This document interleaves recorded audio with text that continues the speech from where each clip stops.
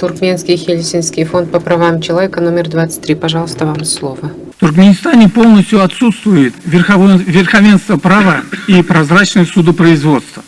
Судьи и прокуроры назначаются президентом, затем же они осуждают неугодных режиму людей по сфабрикованным уголовным делам. И впоследствии эти же судьи и прокуроры не несут за это никакой ответственности.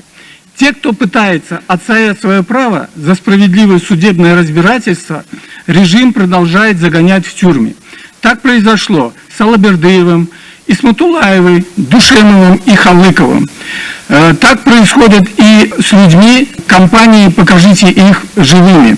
Власть не желает говорить о них. Это делал диктатор Ниязов, делал Бердымухамедов-старший и продолжает делать Бердымухамедов-младший. Решение Комитета ООН по правам человека не исполняется. И за это ни один чиновник не несет никакой ответственности. Я 20 лет проживаю в Европейском Союзе. И хочу сказать, что верховенство права деградирует и здесь, в Европейском Союзе.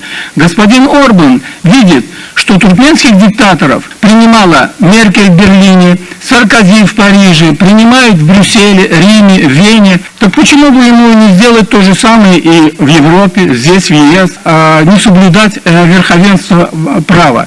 То есть, господа Европейский Союз, вы пожинаете те плоды, которые сеете в Центральной Азии.